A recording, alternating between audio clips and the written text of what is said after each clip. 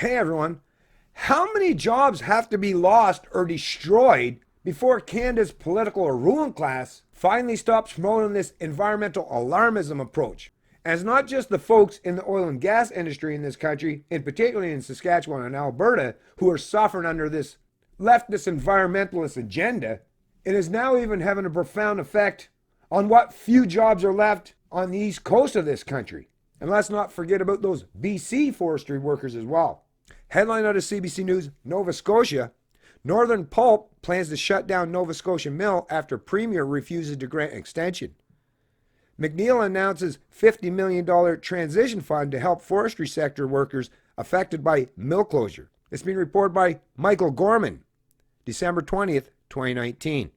Already, even just with headlines, so the mill's going to shut down, but what's the government going to do? The Liberal government of Nova Scotia going to force taxpayers to pony up $50 million for the transition fund. So not only are these people going to lose their job, but the taxpayers of Nova Scotia, who are already suffering as well, are going to have to subsidize some kind of transition period.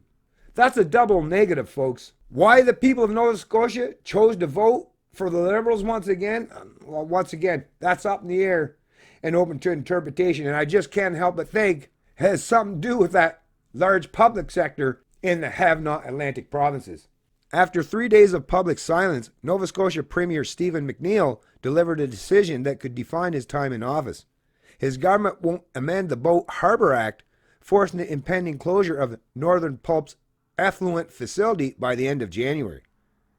The move keeps a promise McNeil made to a First Nation almost 5 years ago, and ends what he and members of his government have referred to as one of the province's worst examples of environmental racism. So it's not just environmental, but environmental racism. The identity politics is rearing its ugly head once again, folks.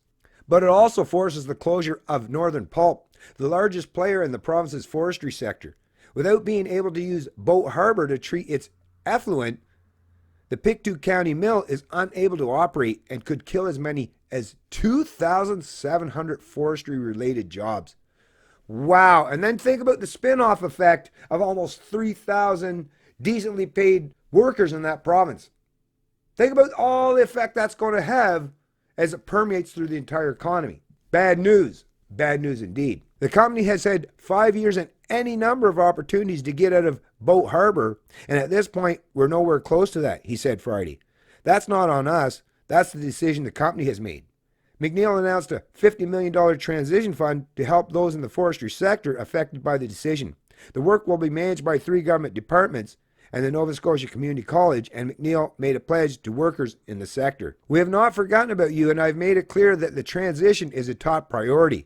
Our government is committed to economic growth and environmental integrity. Legislation was passed in 2015 setting the date to close the facility at Boat Harbour, a former tidal estuary next to Pictou Landing First Nation that for 5 decades had been treating the mill's wastewater and is heavily polluted. So anyways, folks, I'll place a link to this article in the description of the video below. But if it's been going on for 5 decades, right, this is something that's, apparently this business has been there for a long time. And what? Apparently the minister, wanted them to move somewhere? That's a pretty costly venture. But then again, like these people that work in government, they don't understand economics because they don't have to function under any kind of profit motive. But virtue signaling or catering to special interest groups, yeah, that's something that they are good at.